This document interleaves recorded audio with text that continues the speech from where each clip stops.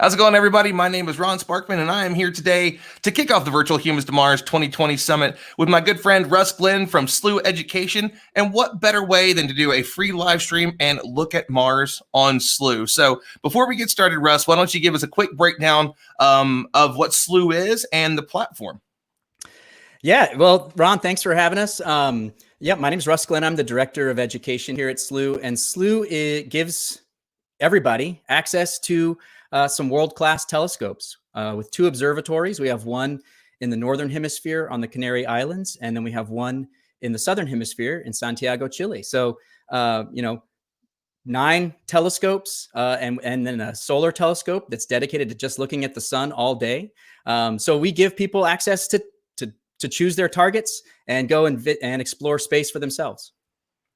And it's an incredible setup, what you guys have over there. It's not very expensive at all, which is great because you can get a year long. I think it's a year, like $100 to be able to do pretty much everything. Of course, there's a higher tier as well, which allows you to do some really cool stuff like pick targets in the sky from coordinates, which is pretty incredible. And so we've got this up now. We're going to show everybody just a little bit of it. And what did we start on tonight? I'm shocked that this is where we started. Yes, this is unexpected for the Humans to Mars kickoff. Yeah, we're looking at Mars here. So we're looking at Mars on our Canary 2. We're actually going to pop over and Canary 2, I should say. Okay, so what is Canary 2? Well, Canary 2 is a telescope that we have on the Canary Islands. It's one of 6 telescopes that we currently have on the Canary Islands, and we're constantly investing in more. So there, you should see another telescope on Canary Islands in the next year or so. But currently, we're looking at Mars. The Canary 2 telescope is a 17-inch telescope. And we're going to pop over and just take a look at Mars on another telescope as well. I've got it up on a couple of these. I planned a few missions tonight, and that's how Slooh works, is you can plan your own missions to objects that you want to see. Obviously, wanted to kick it off with taking a look at Mars. So we'll look at Mars here from the Canary Island, and you can see we've got, we had one image that was in color. That was the Canary 2, so we're getting some of that beautiful red color. And then we've got this one, which is mono, which brings out some of the other details. So you can see some of these, the dark areas on Mars and the light areas on Mars. So showing us, some of the areas that are the lighter areas have a higher what's called albedo, higher reflectivity. And the darker areas have a lower albedo, lower reflectivity. And, it tells us a little bit about the dust levels on Mars. But you can see we're getting a nice image of Mars here on our Canary 4 telescope.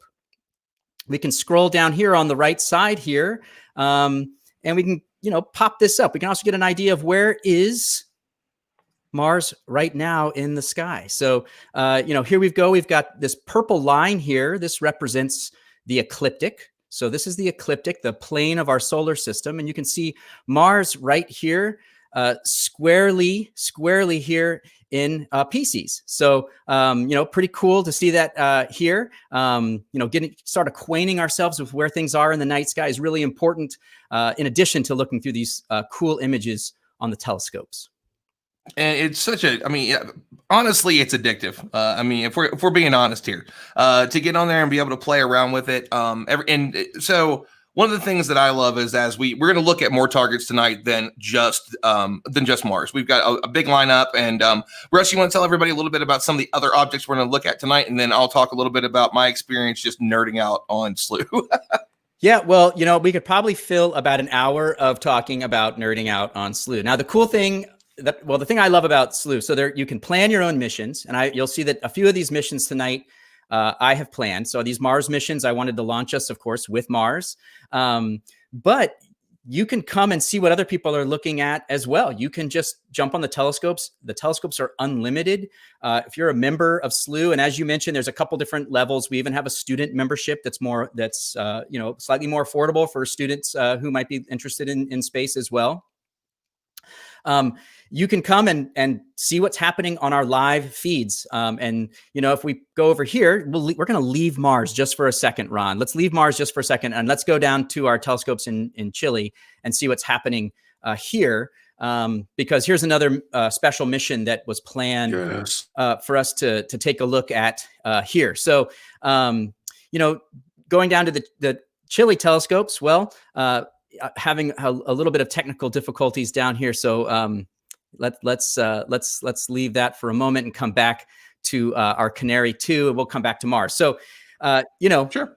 These are telescopes. There is weather to deal with, and that might be what's happening down there. It is winter in the southern hemisphere, so we have things that we have to deal with. But here we go. We got Mars back up right here, and a couple really interesting things that you can check out here. We have this thing called the Q here. So for those of you who that love Star Trek, if you remember John Delancey. So and I got to give a quick plug to us too. If you do love Star Trek, if you go to our Explore Mars YouTube earlier this year, we had a really amazing panel with the one and only Will Riker himself. Jonathan Frakes was on with the amazing Dr. Erin McDonald. If you don't know her, you should. She is the science advisor for the Star Trek franchise.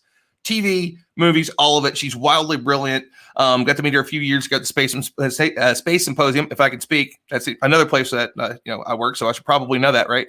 But it was really incredible. So I just got to throw that in there because it's one of the coolest ones that we did this spring. So, but back to you, Russ. Hit us with all the cool stuff. No, nice. I love that. It's interesting. I was actually just thinking about Star Trek today because I was thinking, I was thinking about the science fiction shows, and I was trying to think of one where the planets weren't their own governments, right? So like in Star Trek, the whole planet is its own government, right? And so you think about our world right now, and imagine, I just imagine this.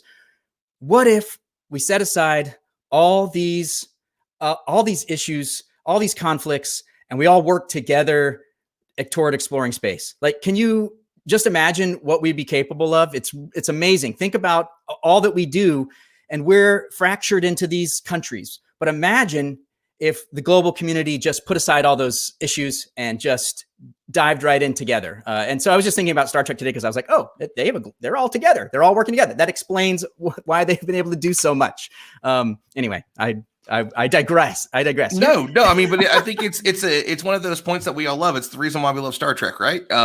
Because it's what we think and feel that we are that is possible for humanity, and that's where we have we get into the overview effect. Again, got to do another plug there, and I'm glad that you mentioned that. He didn't do this on purpose, but we did a panel called the Overview Effect earlier this year with the Cosmic Perspective team, and they were in conversation with Frank White, who wrote the Overview Effect book. And among others, he's got a bunch of great books.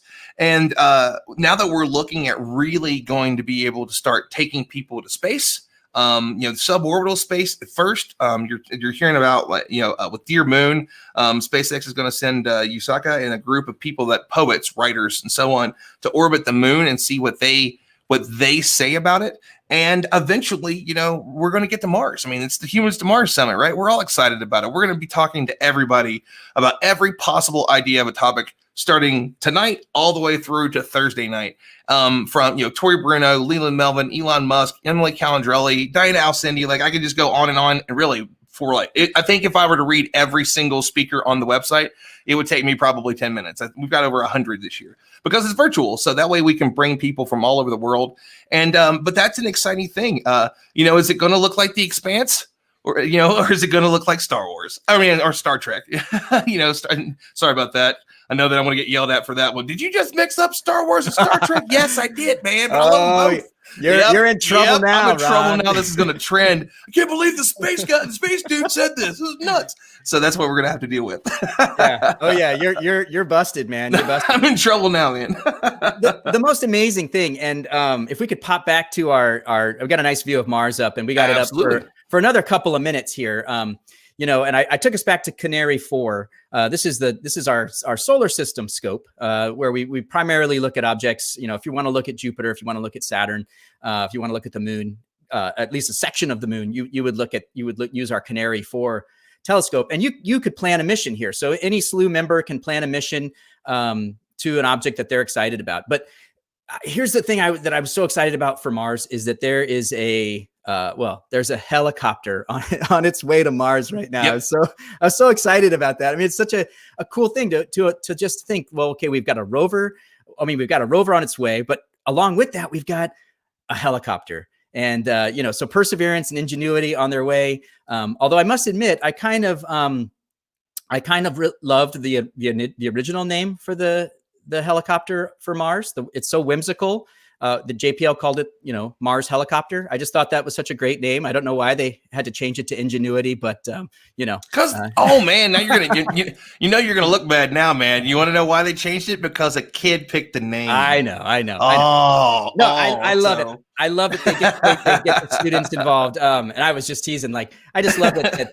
It's such a great, it's such an engineer name, right? Like, well, it's a helicopter and it's going to Mars. We're going to call it Mars helicopter. So, I've been calling it the Mars copter until it got the name Ingenuity. And I think Perseverance and Ingenuity are great. And if you haven't seen the talk for the young man, and I'm not exactly sure how to say his name. I think it's Alex Mathers. But he, the talk that he gave after choosing the name Perseverance, was just wonderful. Just one of those really heartwarming things.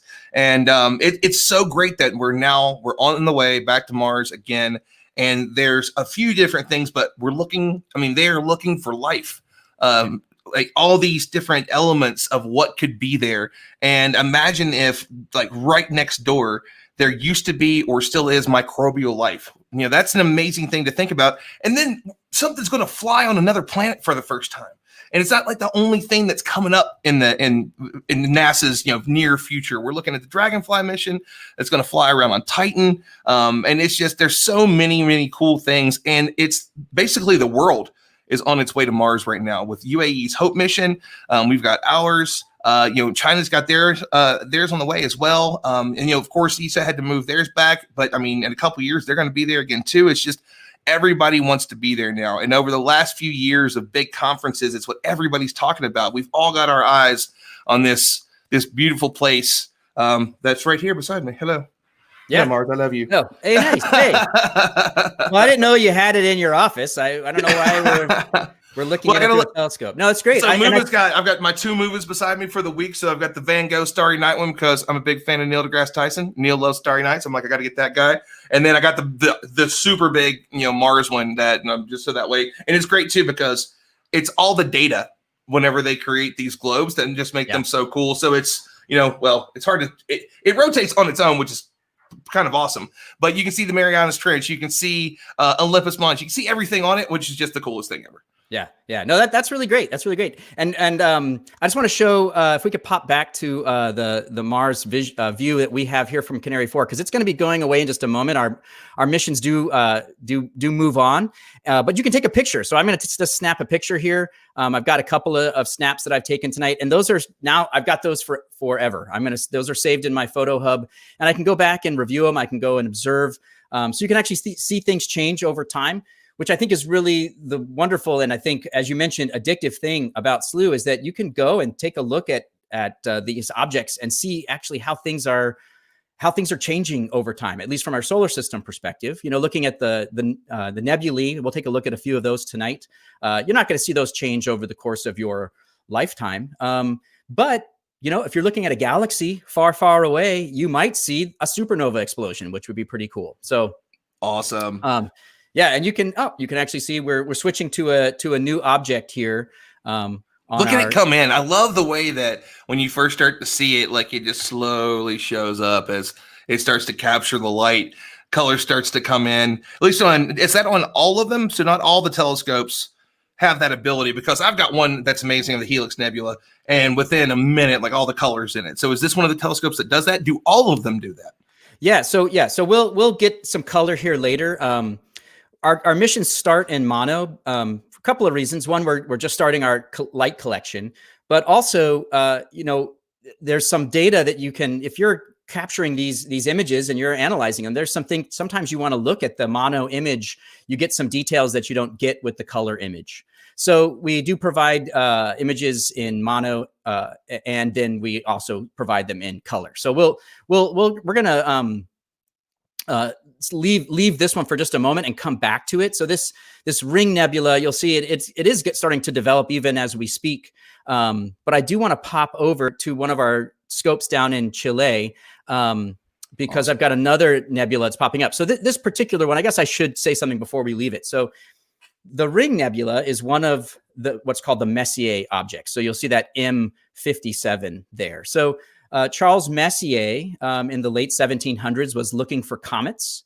And whenever he found something that wasn't a comet, he made a note of that and where it was so he could make sure he didn't mistake it for a comet. So, and actually it's funny, those are the things he's most famous for, are these objects that he discovered, he and his colleagues, I should say, discovered. And but he was looking for comets. He wasn't looking for planetary nebulae. He was looking specifically for comets. And whenever he found something that wasn't, he made a note of that.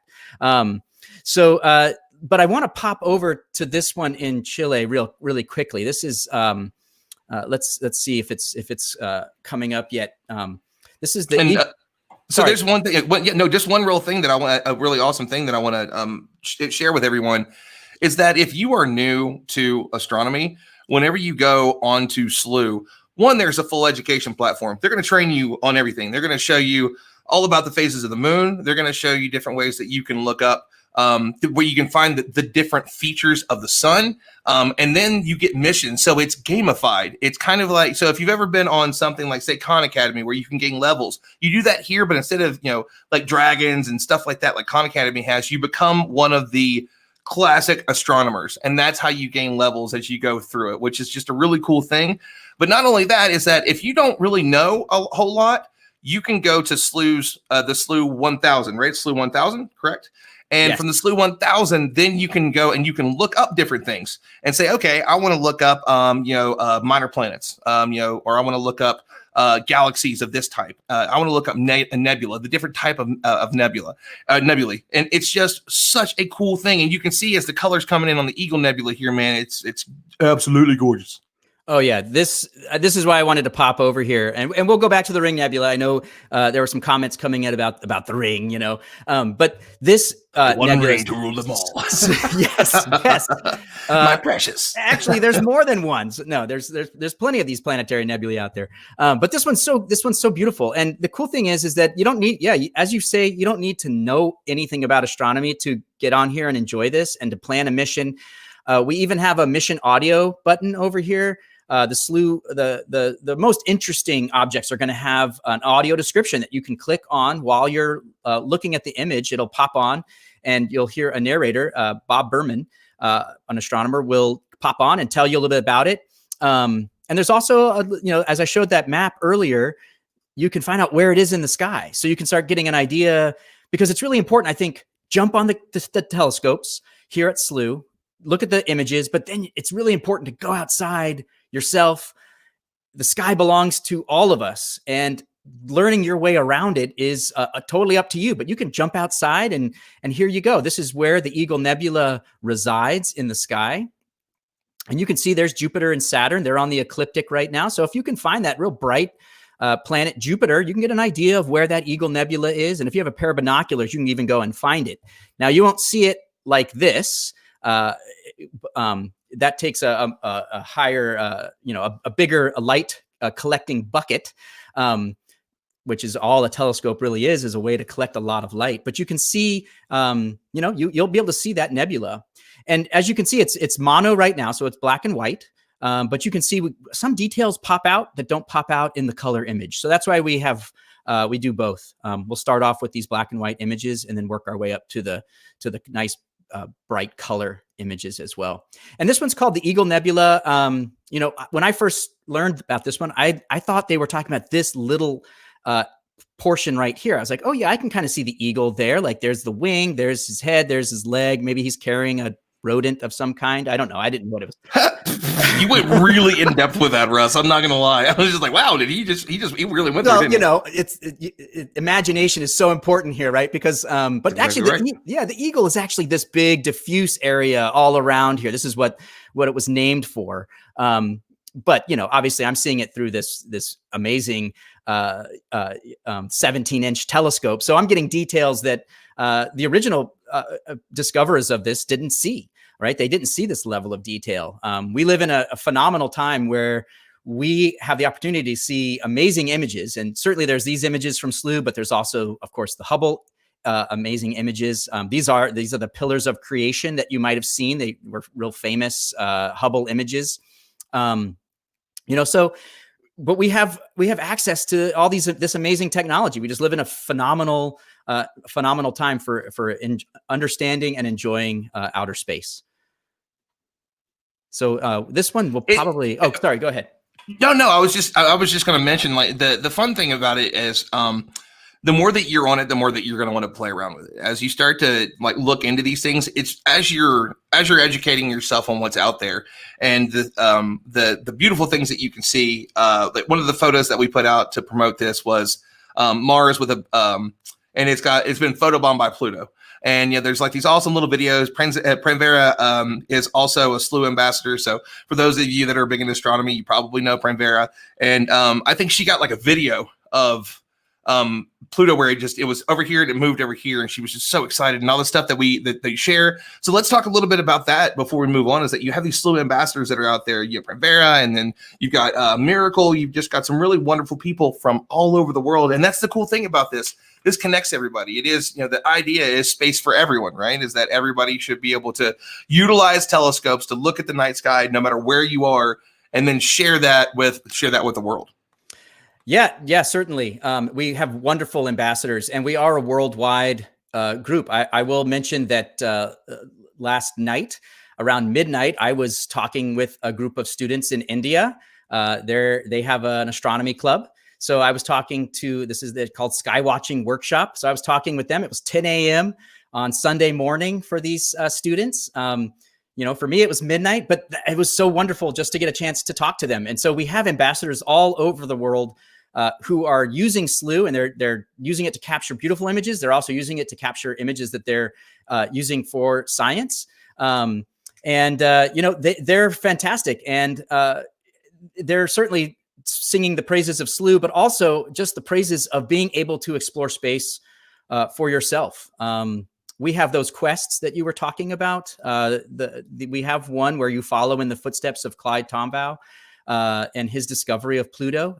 You actually, that's so cool. Yeah, you collect images of Pluto, and then you put them together, and you get to watch it move across the star field, which is really amazing. Now, this nebula, we're actually going to be giving way to another nebula in just a moment. So, just want to mention a couple of things about it to give you some more perspective. So this is found in the constellation Serpens, and that's one of the 48 original constellations.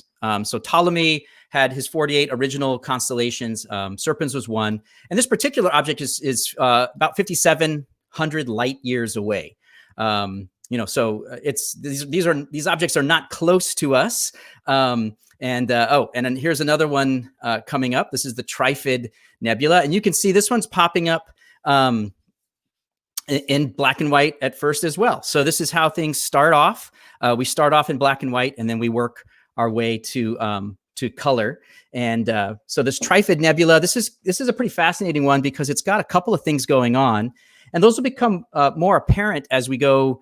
As we collect more light. But this is something. Yeah, this is one of those that just once it's done, it is a stunning. It's in my personal folder of my favorite photos. I've got 10, 15 of my favorites, and this is in there because it's gorgeous. Yeah, for sure. And it's so great. And this is actually one that was discovered by Charles Messier himself. Sometime in June, I don't remember the exact day in June, but sometime in June, in the 1760s, he discovered this particular nebula, and this one's got a couple different things. So it's got an open cluster of stars in there, and that open cluster of stars is actually bombarding the gases with ultraviolet radiation, causing them to glow. So that's what this glowing portion right here is what's called an emission nebula. Now, up here, we're seeing a reflection nebula. So this is an area that's being hit by reflected light. This is actually emitting, bombarded by ultraviolet radiation, causing the gases to ionize, and those are glowing. And also mixed in with this whole thing, which is what makes this one such a great object, is this dark nebula in the front here, which actually makes it appear to be separated into lobes, which is from where its name comes from. Trifid Nebula is seen as 3 lobes by Charles Messier. So this is a pretty cool one. It's got a lot going on here. Certainly one that on a nice night like tonight, down in the skies must be nice and clear in Chile. We're getting beautiful images out of here. So this one will convert to color in just a moment. And that's really a fun moment. So if we could leave it up, and we can chat about something else if we want, but sure, it's just fun to watch these as they go from mono to color. It's kind of like a agreed. Like the yeah. It really does. It starts to take your breath away a little bit as you watch these. Let's talk a little bit about what's going on. I mean, we have so tomorrow we kick off officially the Humans to Mars Summit, and it's just going to be an incredible first day. If you don't know about it yet, if this is your first time hearing about it, we have got some really, really amazing stuff to do it. It's doing it. Oh, there it comes. And see, it just yes. It's just that those few moments as the color starts to come in, you're just like, ooh, pretty. Yes. Oh, look at it. It's just awesome. I mean, I got to collect this one, so I'm just going to snap a picture real quick. So, okay. Enough about me. Absolutely. I'm so excited about the Humans to Mars Summit. I mean, I can't wait. I'm certainly going to as much of it as I possibly can attend. I just can't wait. It's the speaker list is wonderful, and the topic list looks phenomenal. I can't even pick a favorite. Although you were talking earlier about Leland Melvin. Yes. Leland's tomorrow. Super excited to hear what he has to say. I mean, I just have so much respect for him. So. Well, and that entire panel is amazing. So at from 2 to 3 p.m. Eastern time is the panel that Leland's going to be on, and that's celebrating Black lives in the space industry and exchange of leadership stories and experiences. And it's got two moderators that are incredible. Dr. Cyan Proctor, if you don't know her, go look her up. She does incredible things. She's been on TV. She works with us and a bunch of other different organizations in the space industry. She's one of our newest board members. And she is also joined by our other newest board member, J.R. Edwards from Lockheed Martin. And they're going to be talking not only to Leland Melvin, but to Charles Bolden, who was the former NASA administrator, and I believe he was a 4-time astronaut. Camilla Aline, I believe is how she says her last name. I've not met her yet, so I haven't asked her. So I apologize if I got that wrong. But she's NASA's Deputy Manager of Commercial Lunar Payload Services. Leland, of course, engineer, educator, former NASA astronaut, and a former NFL wide receiver. If you've ever seen the picture of the astronaut that's got his dogs in the picture with him, that's Leland. That's one of the reasons that everybody loves him, is that he brought his dogs to take pictures with for his NASA astronaut photo. And the absolutely incredible Dr. Danielle Wood. Check out our TEDx talk. I think she might have multiples now, but the one that I saw just blew me away. And she's at MIT, and she's the Space Enabled Research Group Director. That panel is nuts. And so we also have a special announcement. We haven't publicly mentioned it yet, but the Elon Musk interview that we were going to have at 4:30 tomorrow has been moved up to 3 p.m. So you've got that panel, then this one, then the one with Elon, then Jim Mazer from Aerojet Rocketdyne, then Tori Bruno, the CEO of ULA, will be on. So to say that it's going to be an incredible day is just putting it lightly. We also have one, Lessons from COVID-19 and How to Apply to Mars Exploration, that's headed up by Dr. Shauna Pandya with an incredible panel. We've got the Moon in 2024, Mars in 2033, Opportunities and Challenges, a look at current architecture. Moderator is Jeff Faust. Then we got Catherine Luters, who is the NASA's new Human Exploration and Operations Mission Directorate, Associate Administrator. Marilyn Dittmar from the President and CEO for the Coalition for Deep Space Exploration. Pam Melroy, a former NASA astronaut. We got a bunch of astronauts this week. James Reuter, NASA's Space Technology Mission Directorate, Associate Administrator. And that's not all. It's crazy. Absolutely crazy, the people that are going to be there this week. And I see that we've got the Andromeda Galaxy, the galaxy that we will eventually collide with. And with all those hundreds of billions of stars, whenever our galaxies, whatever becomes Milkdromeda, right? As the Milky Way and Andromeda collide, there probably won't be a star collision. Like with all that, that's how much space is out there, that when two of these, not really even all that big galaxies collide and make one bigger one, we probably won't lose any stars. Probably won't be anything bad happening, but man, will it look cool. So if you're around in 4 billion years. That's right. That's right. Yes, nothing to worry about, nothing imminent. There's no imminent disaster happening. We're still about 2.5 million light years away from the Andromeda Galaxy. But yes, we are hurtling towards each other, and yeah, I mean, it's going to be. Can you imagine what it's going to be like? And I've heard a couple of conflicting things. Like I've heard that no stars will collide, or that just a handful. But it's pretty amazing to imagine these two. Trillion, the Andromeda Galaxy is probably 1 trillion stars. It's bigger than we are. Yep. It's an even bigger object than our galaxy. And you can just imagine these two just sort of passing through each other and doing this. I mean, I kind of think of it like this huge celestial dance, of gravity pulling on all these different stars, pulling them in all these different directions. It's just pretty amazing. And then at the end of it, there's just going to be this really big, probably elliptical galaxy, right? So we take these two spiral galaxies, smash them together, let them collide with each other, and then we get a nice big elliptical out of it. So this one's so significant, and you can see this is in our Canary 2 telescope. So this is a 17-inch telescope, and you can see on the edges here, you can see this is the scale in arc minutes.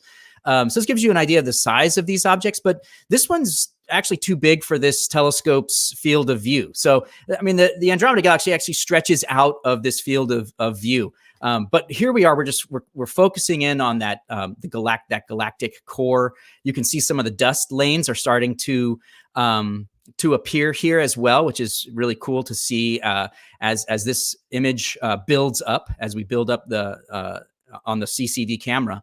And we can scroll down here. There'll be some mission audio. I'm not going to play that for you right now. Certainly invite you to join Slooh and then come and play around with it. But you can, again, come and see where it is in the sky. It's the Andromeda Galaxy, so it is in the constellation Andromeda. That's one of the nice clues you get from a lot of names of objects, is they tell you where they are in the sky. But then you have to go and find those constellations. But you might be able to find Cassiopeia. Right here, this is this W shape, or depending on when you see it or where you are, it could be an M shape. I went to William and Mary, so it doesn't matter to me. It's both. So, W and M, it's all good. But here's where the Andromeda Galaxy is located. And you can see this one with pair of binoculars. In a real dark sky, you'd be able to see it with your naked eye, but you won't be able to see it like this, which is really cool as it builds up here. I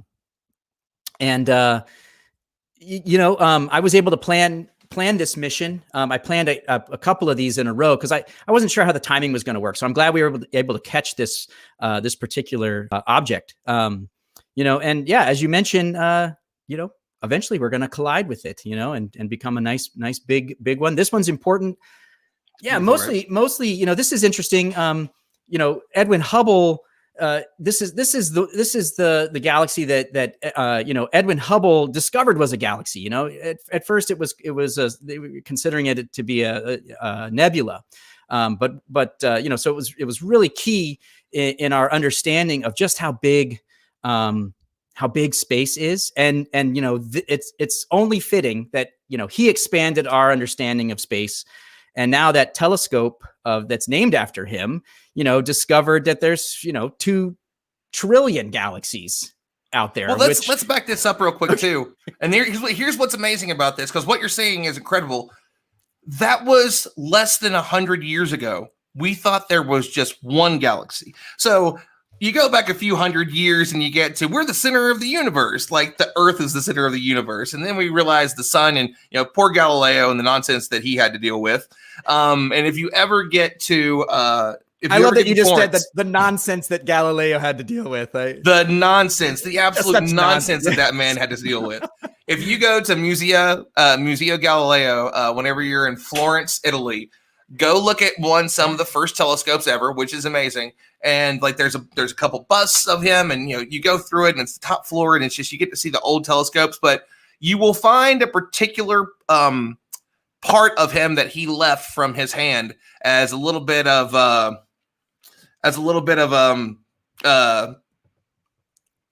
trying to think of the right way to say it. As a little bit of I don't know, I can't believe what I had to deal with.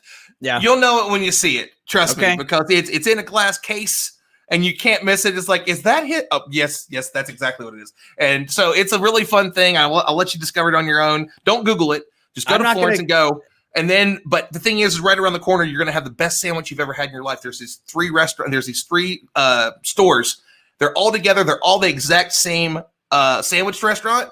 And they all have a line that's just a mile long because that's how good it is. I've never seen anything on Google that has this many reviews. So I'm the fat guy. I got to talk about the sandwiches.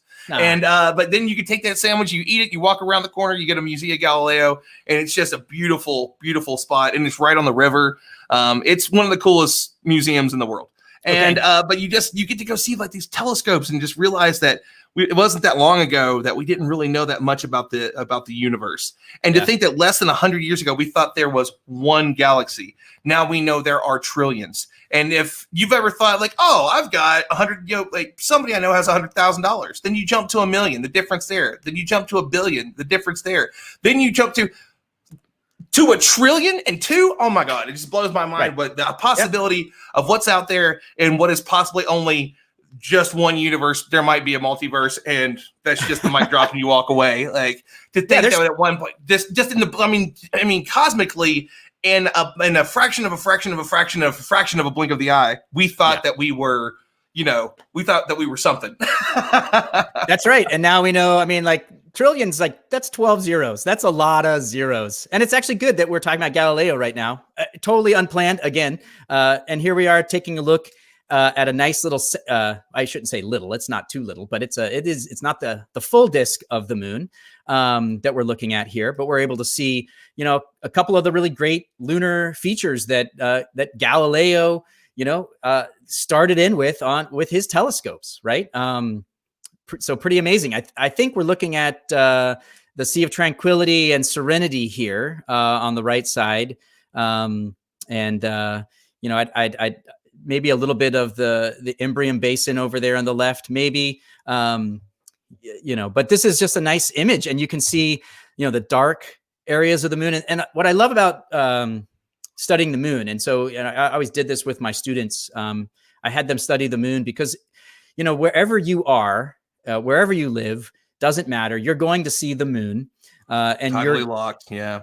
And it's gonna follow you through your life. I mean, you're gonna see it. And when you go out at night, it doesn't, even if you live in a city where there aren't many stars, you are going to see the moon. So it's really, I think it's a really great thing for people to learn a little bit about, to learn about the dark areas being the lava flows, ancient lava flows on the moon. And they're actually younger. So the dark areas are actually younger than those light areas, those highland areas on the moon that are so pockmarked by craters. And just it's so exciting. I mean, the moon is such an exciting place. Like, you look at it and it made me think, well, it's just this dead ball, but it's not. It's so exciting. It's got great topography. It's got the same level of topography as the Earth. It's got a really deep valleys, really high mountains, same level of relief as our planet has.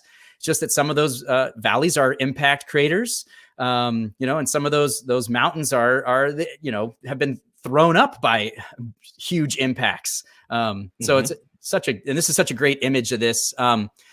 This particular image, this is one that would be used for we have a lunar features quest where you actually go and you study you capture images of the surface of the moon, and then you identify different features. So you'd actually go and you learn about the rills, and you'd learn about the craters. You'd learn about the Maria and the highlands. You would learn about all those different features as part of the quest. So it's one of the first ones too. Yeah. So you start with excuse me. Probably should have grabbed some water, right? You start with the moon and the sun and these different pieces, and you move through all the different stuff that you get to learn. And it's so cool because it really does guide you. And so you all got an NSF grant to be able to create the education part of this. That's right? Yes, that's correct. That's correct. So yeah, there was a grant to gamify astronomy education. And so you earn points when you take pictures. You earn points.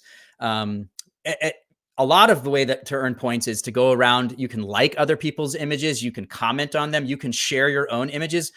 We are a social astronomy site. And you mentioned the ambassadors earlier. They're a fun bunch. They work together, but they also are so welcoming. They had a star party the other night, and they just welcomed people into Slooh, new people into Slooh, joined the star party. You joined the Zoom call. You can see what we're looking at, and we're actually going to jump to another image. Darth Vader's galaxy is beautiful, but let's jump to this one because I want everyone to see the lagoon. Yeah, this is like that's another good one. You got to see the lagoon. You did once when you emailed me the targets for tonight. I'm like, oh man, we're getting the who's who for real. Yes. So Bobby Blade says, I second that. Very welcoming to me. So that's it. That's a really cool thing about it. I do love the social aspect of it. So not only can you put the photos that you take, make sure you put all the information on there, from Slooh. They pretty much do it for you when you take a picture. But you've got the ability to be able to just throw that on there and then put it on social media and talk about these stunning photos that you've taken. And it's really just such a cool thing. But within the platform, there's all the different there's its own version of kind of social media where you can post your pictures there, give a breakdown of it. That allows you to get points that other people can like them, and it moves those pictures up through this feed that you can look through. So whenever you look at Saturn, you look at Pluto, you look at the Helix Nebula, Lagoon Nebula, you get to see all these beautiful pictures that other people have taken. And we see the colors coming in right now on the lagoon. And again, it's just like, just makes you drool a little bit. And it's such a cool thing to share both. This is live. It's so cool to just think this is a live image, and the Lagoon Nebula. And this is one thing I think that sometimes freaks people out about space science in general. This object is about 4,000 light years away, and a light year is I'm really rounding here, but 6 trillion miles, right? So this is a lot of zeros away from us. So it took this light 4,000 years to reach us. So that kind of freaks people out to think, well, this light is 4,000 years old. We don't know what it looks like now, and sky full of ghosts. That's right. So if there's an alien group 65 million light years away looking at Earth right now with some bomb telescopes, like way past our level of telescopes, they'd be looking at dinosaurs. Exactly. How cool is that? Exactly. I love that. When you really think about just the distances and what we get to see with telescopes now. And just to look at that and just all the facts, the longer that you go, you want to know your place in the universe, look through a telescope. Look through the Slooh telescopes. If you've never, ever seen the Milky Way galaxy, or you've never seen like the Perseids meteor shower, find a place to do so. I'm in Colorado, so we've got the Colorado Springs Astronomical Society. It's great. And there's a lot of stuff that we can get in a car and we can drive not even an hour away and get beautiful, beautiful views. And if you haven't ever done that before, I please do just go look at it and just look up, because light pollution has changed the way that we see our place in the universe. There's so much to it. Archaeoastronomy in particular, when you look back at our history and how the people, like our ancient peoples, our ancestors, utilized the night sky to really dictate a lot of what we did in our life. A lot of our survival was around that. When they saw certain things in the sky, they knew that it was, okay, this is hunting season. Now it's time to grow food. Like this is what, allowed us to do that. And while there's some kind of, it's beautiful to really actually go out and see the constellations that are in the night sky, and the Perseids coming out of Perseus, and just, it looks like a fireball. It looks like Ryu is in the sky doing like the whole Street Fighter 2, like the Hadouken. It's just the coolest thing you've ever seen. And it's just such a beautiful thing. But if you can't get out there, there is absolutely so much you can do just within a platform like Slooh is. Yeah, I must admit, I've never heard anybody relate Ryu to meteor showers, but I love it. I love that analogy that you just made. Yeah. So this is a globular cluster that we're looking at, another one of the Messier objects. I mean, it's just so amazing. And it's interesting, I think, too. You were talking earlier about the importance of this cosmic perspective and how understanding our place in space and how small we are. And certainly, someone like Carl Sagan and pale blue dot billions and billions. Yes. And his pale blue dot quote is just so powerful. But I think understanding our place in space is so important. And when you look at an object like this globular cluster, it's important also to realize that, we're seeing it in sort of 2 dimensions. We're seeing all this light traveling to us, but it's a 3-dimensional object. And these stars, although they appear to be really close together, they're not. I mean, they are close together from a star perspective, but they're still really far apart. They're not. It's not. You're not going to be star hopping here. It still would take a lot of energy and effort to get from one place to another, and certainly on a human timescale, we're unable to do that currently. But what an amazing object to get a chance to look at. It just gives you a perspective on, all of these stars that we're seeing here. These are all in the Milky Way. These are not stars from outside of the Milky Way. This globular cluster and all these stars you see in this star field are all in the Milky Way. And, a lot of them have planets. Maybe we haven't confirmed planets on these particular stars, but what we're finding is that, so many of these stars have planets around them. And I saw someone just posted a mote suspended on a sunbeam. I mean, it's the pale blue dot. I love that. Thank you for that.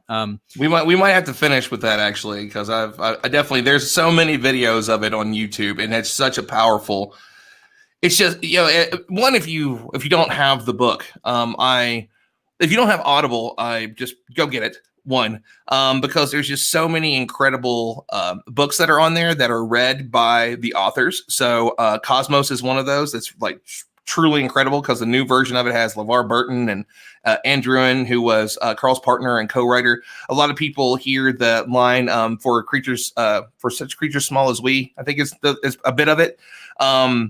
It's that was written by Anne. Anne actually wrote the last 2 Cosmos seasons. So she's in it. Neil deGrasse Tyson's in it. You all know who that is. And a few more. Like, they've just got such incredible voices on this. But Pale Blue Dot is the original audio book by Carl. So when you listen to it, it's going back in time to listen to him and to hear this piece of it. Like, his voice is always just like, you just can't help just how amazing it is. The thing is we travel through the universe, and you're just like, I'm going to go to sleep, but I can't, because it's just so awesome. And it's just the best thing ever, man. Yeah. How can you not love Carl and the legacy that he has left behind, and what Anne is continuing to do? If you haven't read Cosmos Possible Worlds, get it. It's awesome. It's just there's so many wonderful science communicators out there just sharing what's going on in the universe, and I think we're so lucky. And I think that there's going to be people like the virtual star parties. There are people that, I mean, what a perfect, what might be one of the last things that we get to see tonight is Jupiter. And this is the one that changed the game. When he looked out at Jupiter, Galileo looked out at Jupiter, and he saw the 4 Galilean moons. And within those that orbit might be another place where we're going to find life in the universe. We might find life in our solar system. It might be something just like us. Maybe it's DNA based, because it is a water based moon. But when we look out at the Jovian moon Europa, and we look at Saturn and Enceladus, and the only other place in the solar system where we've got methane, where we've got lakes and rivers, is on Titan, but they're methane based. There's no way that's the same type of life that you see here on Earth. And I'm like, we need, like, what's swimming there? What's really in there? And I think it's just a beautiful thing. And Jupiter, when it all comes in and you get to see the great red spot. And I don't know, actually, can we see the great red spot tonight? We'd have to come back later. That's what I thought. Yeah. Jupiter, luckily, especially with Slooh, is that luckily you can take a look at Jupiter and come back in a few hours. I mean, Jupiter rotates so quickly. It's every 9 hours. It's completing a complete revolution. So you could come back, and I was on a star party with a Girl Scout group up in Minnesota.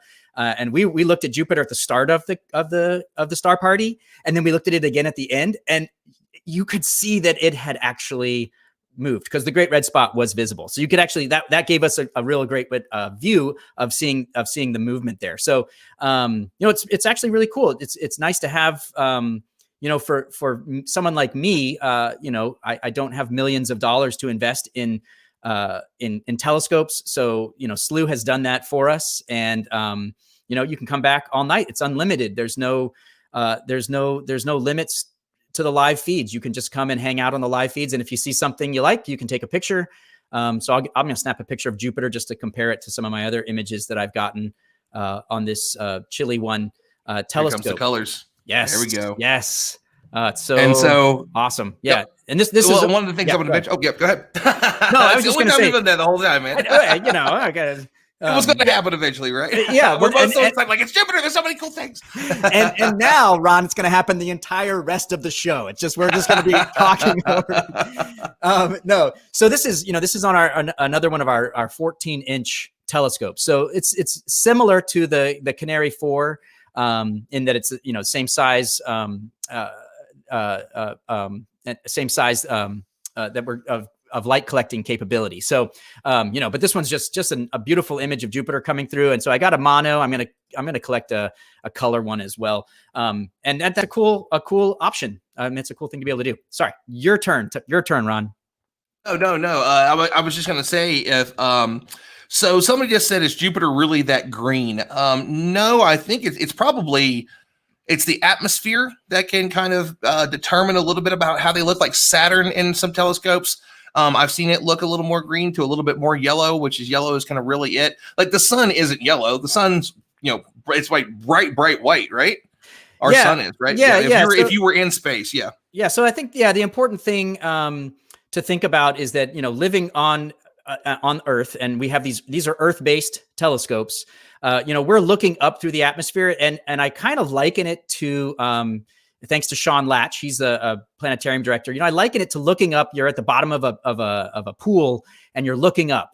So you're good. There's going to be atmospheric disturbances that are going to impact your images, and the atmosphere itself is going to impact the images. And the filters that we use as well. There are some filter settings as well, but no, it's not really that green. That is the atmospheric effects that we're feeling here. But this is one, and I would say it's so good to see it. It's so good to see it here on the telescope, but also make sure you go outside and find this one. It's the brightest thing. You might have thought it was a star if you don't know the night sky very well, and that's okay. Go outside, look for the really bright thing. It's pretty close to the moon tonight as well. So, or at least where I am, it is. Take a look at that and, find it. It's a really amazing thing to see it with your own eyes. If you have a pair of binoculars, take a look at it as well. You might even be able to pick out some of the Galilean moons if you have a pair of binoculars. Yes, and if you have a tripod, great. Otherwise, brace yourself on something so you don't get too much shake from your binoculars. But and the other cool thing about this is when I see this one in the night sky, I always I learned early on about the magnetic field for Jupiter and how big it was because it rotates so quickly. If you take that moon that you see in the sky and you kind of superimpose it over over Jupiter, you're seeing how big its magnetic field would be if we were able to see it. So we can't see it with our eyes. We can't see the magnetic field, but that's how big it would be. It would be as big as our moon in the sky. It's such an immense magnetic field. And pretty cool to imagine that as you're looking at it with your naked eye outside. And I mean, again, this is the perfect way to kind of wrap up. And so let's do. We'll both talk a little bit about. Let's talk a little bit about Slooh, how people can check it out.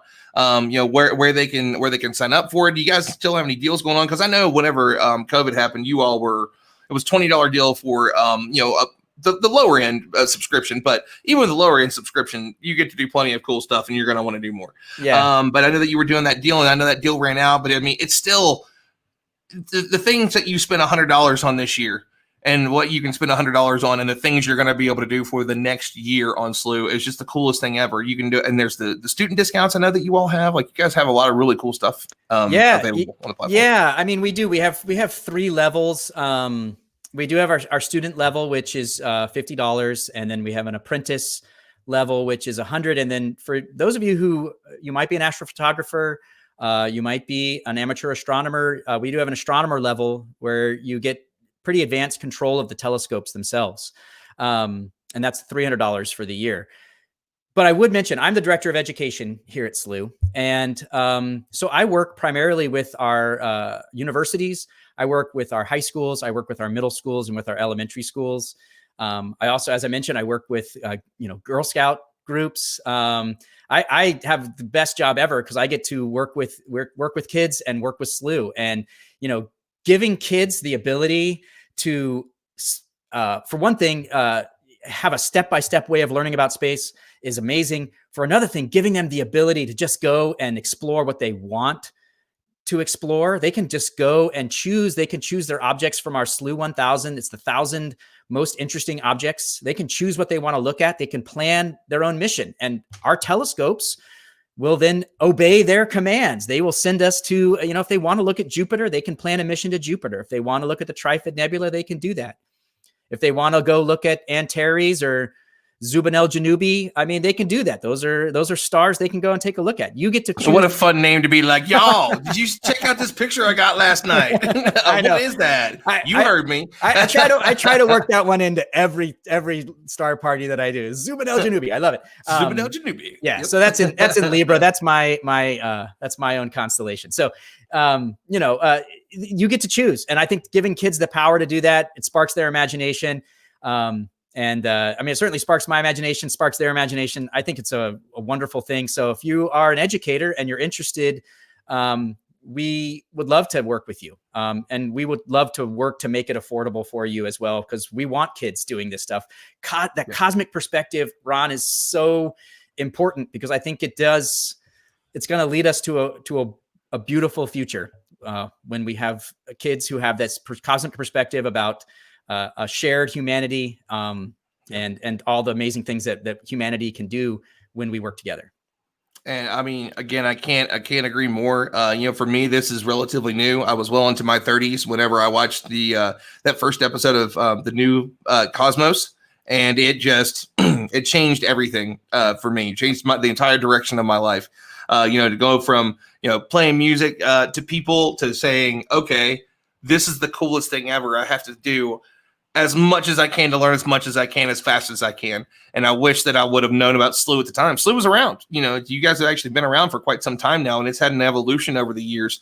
And it's an incredible platform. But I wish that I would have had that when I was younger. I didn't have an interest. I actually lived in West Virginia, where we've got some pretty beautiful dark skies. Mm-hmm. And it was just a truly, it was that epiphany moment, and it changed anything and everything that I've done. Now I get to do cool live streams like this with you. I get to interview Elon Musk tomorrow. That's pretty cool. A few weeks ago, I had Neil deGrasse Tyson, Chris Carberry, and my all-time favorite band on the live stream, as we talked about space and science on the Space Fam show that I do every Saturday night. It's just what it led me to is like I had a skill set, and there was a way for me to change that skill set to make it something for space. Space is for everyone. We need the artists. There's a reason that it's now STEAM instead of STEM.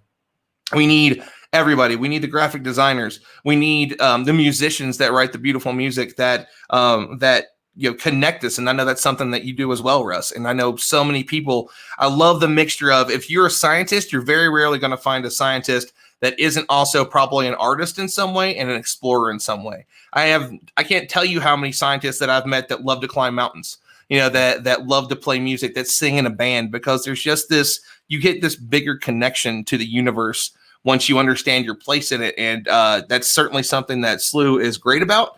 And perfect timing, a really great guy. John Reed's just popping in. He wrote a group of really cool books. In fact, hold on.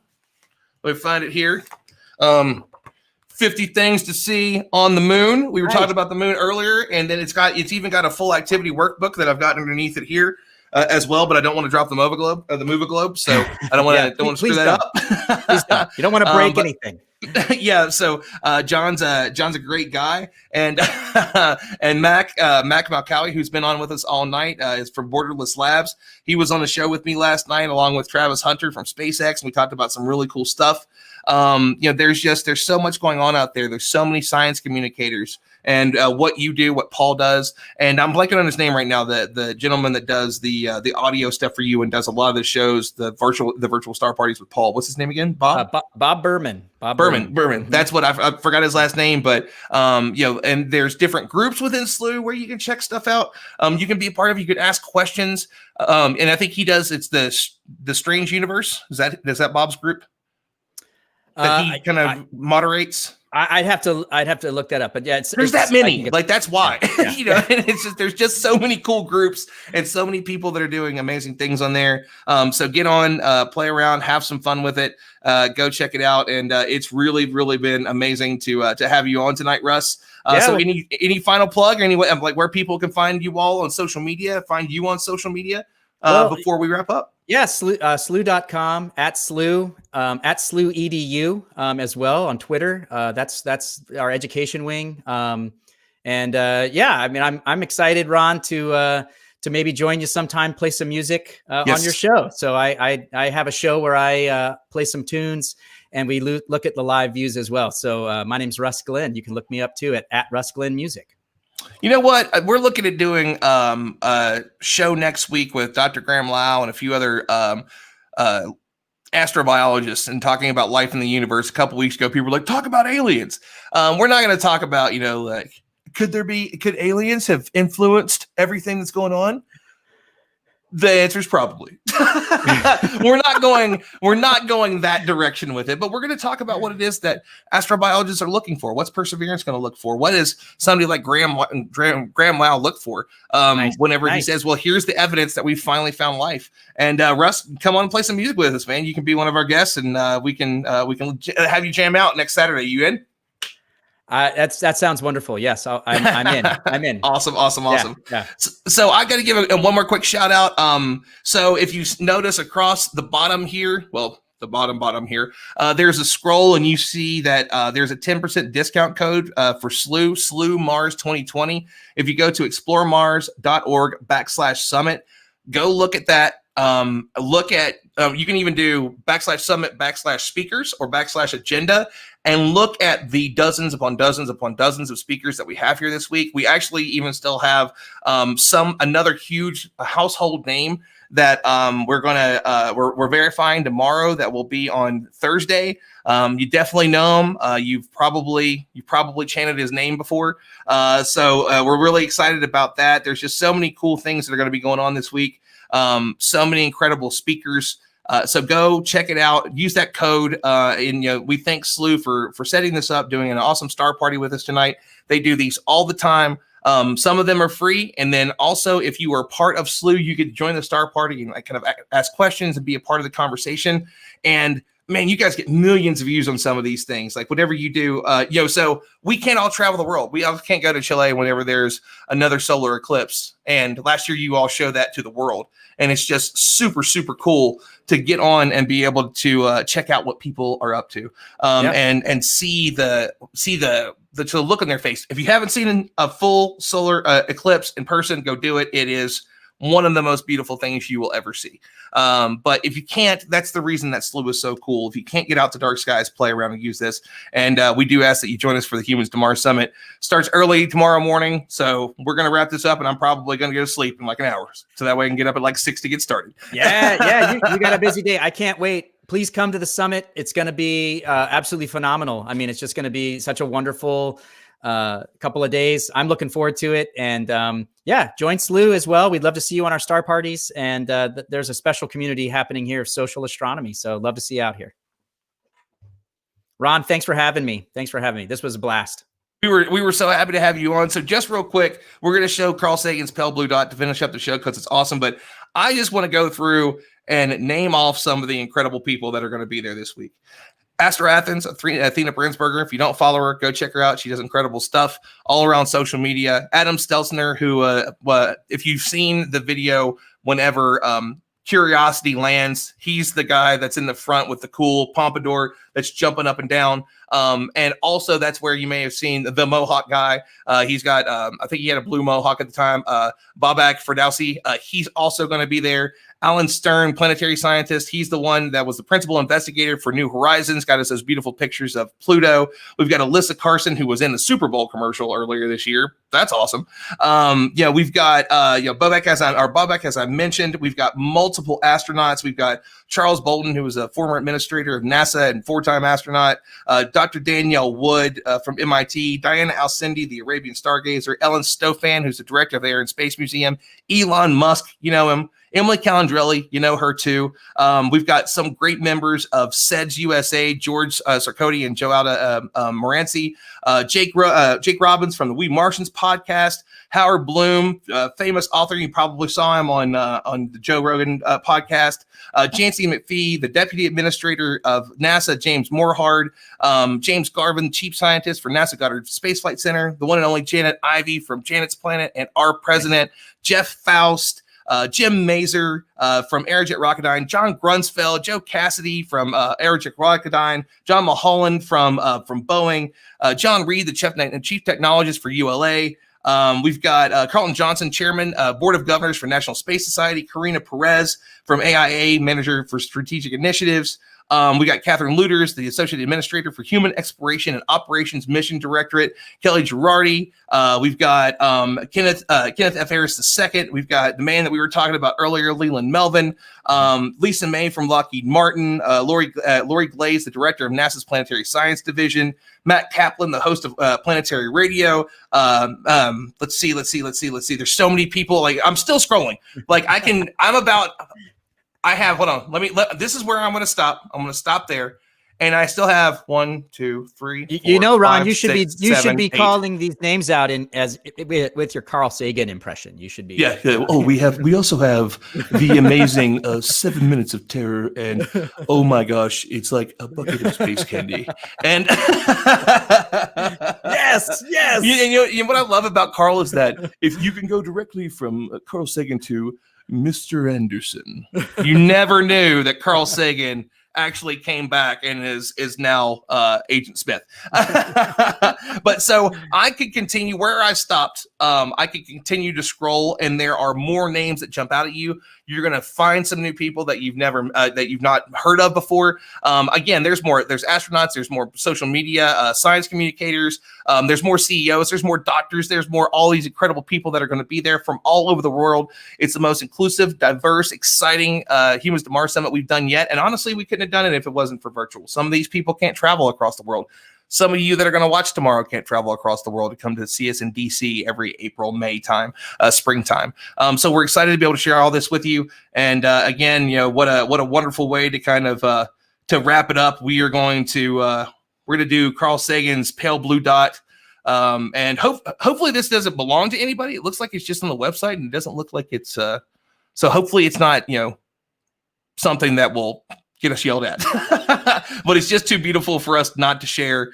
And so here we go with Carl Sagan's Pale Blue Dot.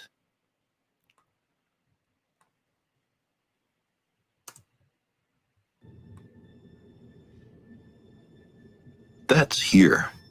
That's home. Maybe. That's us. On it, everyone you love, everyone you know, everyone you ever heard of, every human being who ever was, lived out their lives. The aggregate of our joy and suffering, thousands of confident religions, ideologies, and economic doctrines, every hunter and forager, every hero and coward, every creator and destroyer of civilization. It's loading on me. Hold on 1 second. There we go. Every king and peasant, every young couple in love, every mother and father, hopeful child, inventor and explorer, every teacher of morals, every corrupt politician, every superstar, every supreme leader, every saint and sinner in the history of our species lived there on a mote of dust, suspended in a sunbeam. The Earth is a very small stage in a vast cosmic arena. Think of the rivers of blood spilled by all those generals and emperors, so that in glory and triumph they could become the momentary masters of a fraction of a dot. Think of the endless cruelties visited by the inhabitants of one corner of this pixel on the scarcely distinguishable inhabitants of some other corner. How frequent their misunderstandings, how eager they are to kill one another, how fervent their hatreds. Our posturings, our imagined self-importance, the delusion that we have some privileged position in the universe, are challenged by this point of pale light. Our planet is a lonely speck in the great enveloping cosmic dark. In our obscurity, in all this vastness, there is no hint that help will come from elsewhere to save us from ourselves. The Earth is the only world known so far to harbor life. There is nowhere else, at least in the near future, to which our species could migrate. Visit? Yes. Settle? Not yet. Like it or not, for the moment, the Earth is where we make our stand. It has been said that astronomy is a humbling and character-building experience.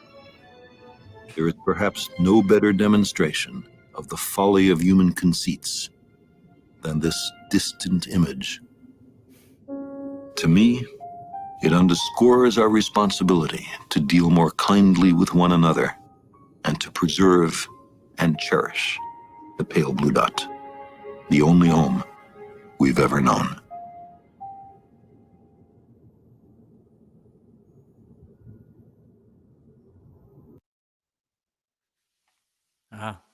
Perfect. Perfect way to end. Awesome. Thank you for having me, Ron. Yes, sir. You were incredible to have on. Everybody, please join the Humans to Mars Summit. I went a few years ago as just a speaker, and now I get to work with this organization. I cannot tell you the blood, sweat, and tears that this organization has put into making this the best ever. It's an honor to be a part of this group. It's been an honor to kick off the Humans to Mars Summit with you tonight for this star party with our friends at Slooh, show you Mars and the universe and the things that make me excited to get up in the morning. So please join us. Check out all the incredible things that we have going on. And again, it's been an amazing way to start this. Thank you so much, Russ, for coming in. Go check out slooh.com, and we will see you all bright and early in the morning tomorrow. So excited to share this with you all. We'll see you soon. See ya.